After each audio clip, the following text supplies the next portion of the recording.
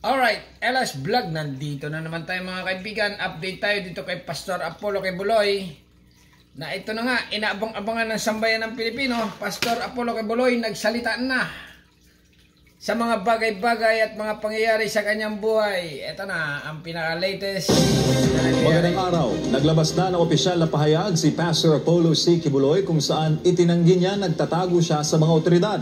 Narito ang kabuuan ng paliwanag ni Pastor Apollo kung paano at bakit kailangan niyang protektahan ang kanyang sarili laban sa mapang-abuso at mapangabing mga individual at organisasyon. O yan mga kaibigan ha, si Pastor ay nagsalita na. Pastor, pasok!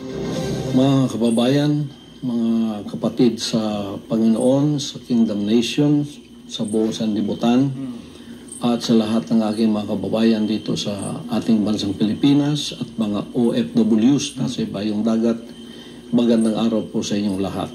Magandang araw naman, Pastor. Anong iyong paliwanag para namin maintindihan ang iyong panig?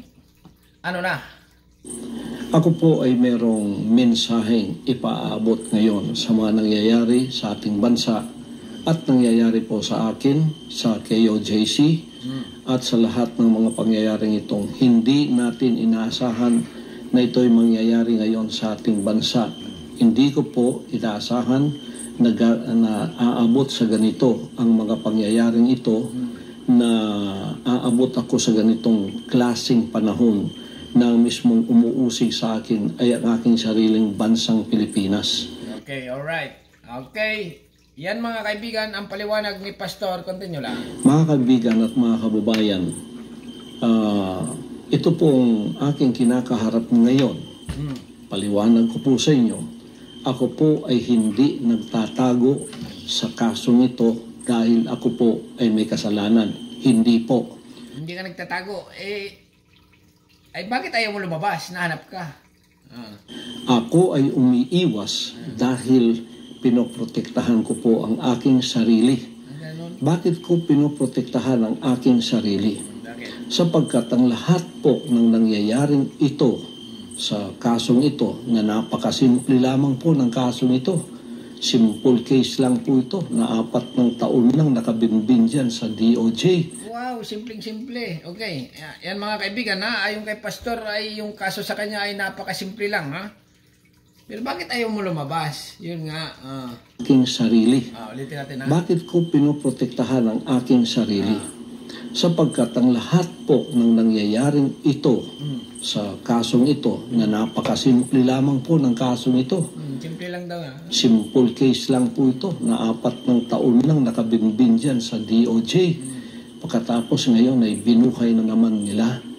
Naku, ay ipapaliwanag ko sa iyo, Pastor. Kasi nga, sinabi mo 4 na taon na.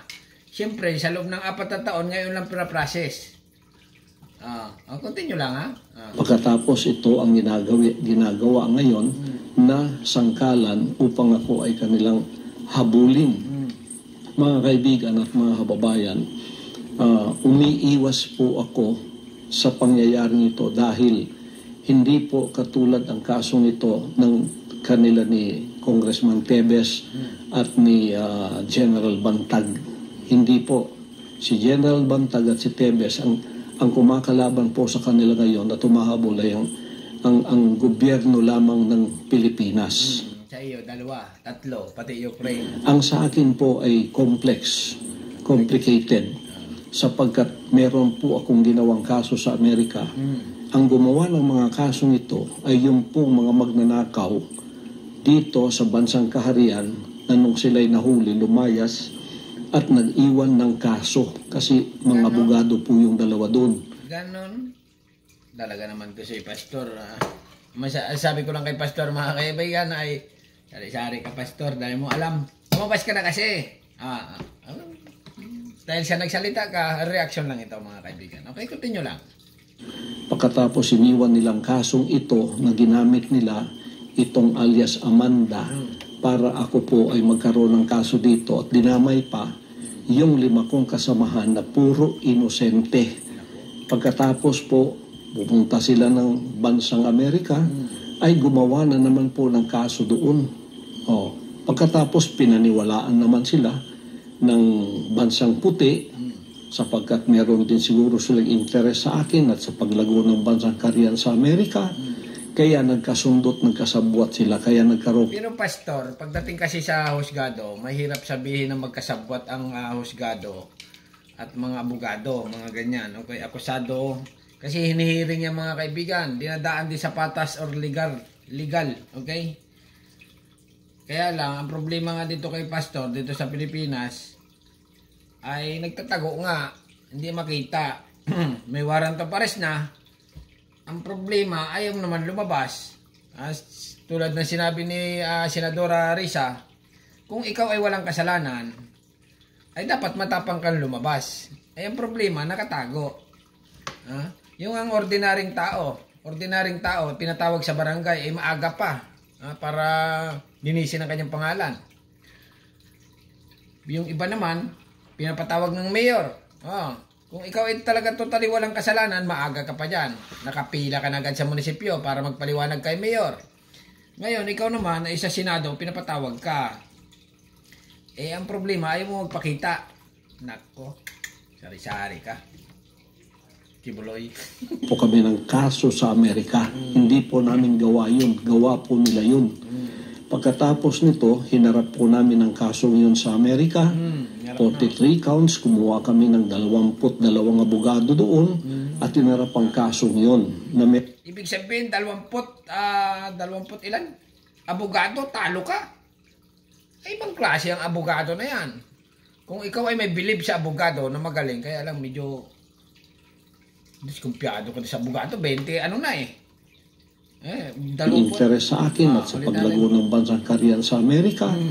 Kaya nagkasundot, nagkasabwat sila. Kaya nagkaroon po kami ng kaso sa Amerika. Hindi po namin gawa yun. Gawa po nila yun. Pagkatapos nito, hinarap po namin ang kasong yun sa Amerika.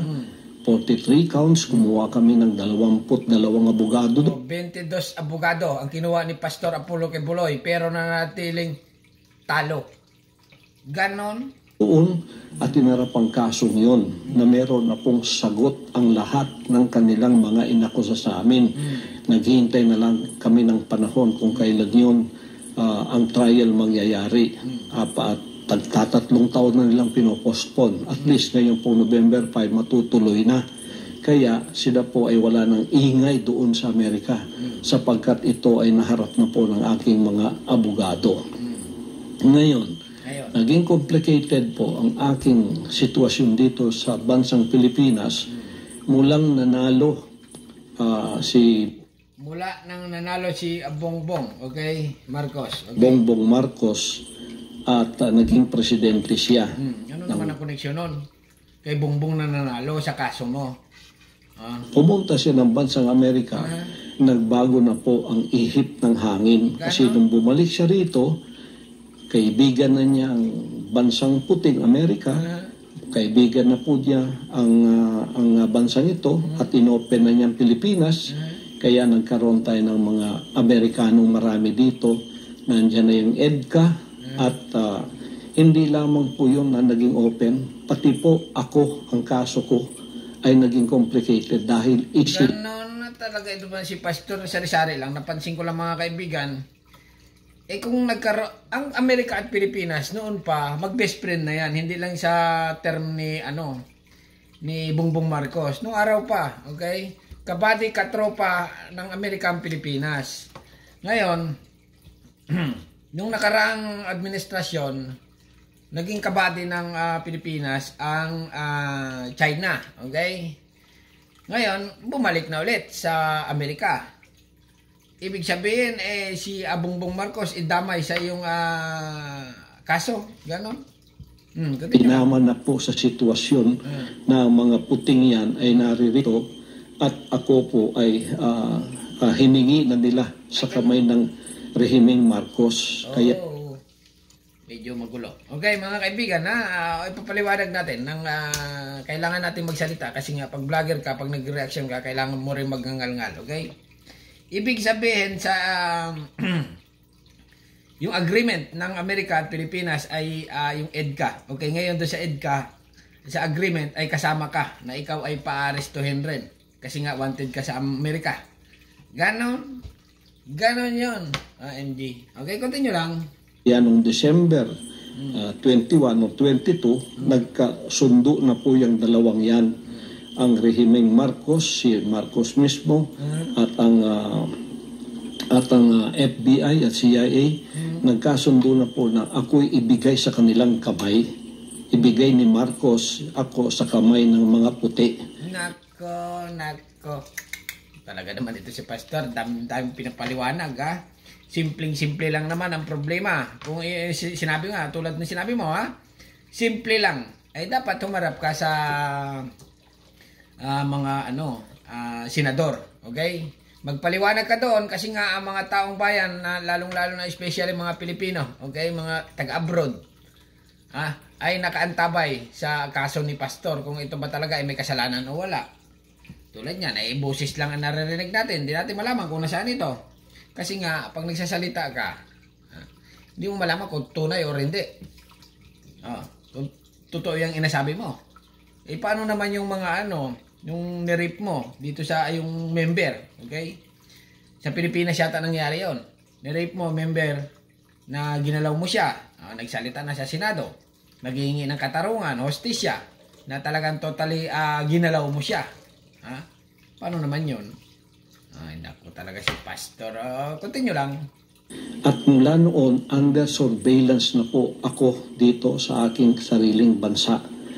Diyan sa aking mga compound, meron ng mga drones, araw at gabi. Naku, tumali. Ngayon lang yan. Gawa po ng mga puti yun. Pagkatapos po, naghanda kami. Kasi ayaw po nila ang tinatawag na extradition. Kasi may extradition treaty tayo. Yun ang legal na paraan para ako ay humarap sa kaso doon sa Amerika using my constitutional rights. Ayaw mo nga magpakita sa Pilipinas, lalo na sa Amerika.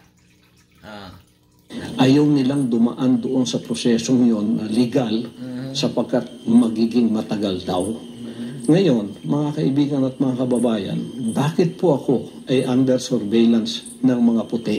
Ayun nga, wanted ka nga. Kasi ang gusto po nila ay rendition, yung extraordinary rendition, maaaring kidnapping at maaari pong assassination. At talaga naman pero nagsabi na nga si Bato, okay, Senador Bato, na safe ka, walang assassination na mangyayari, okay?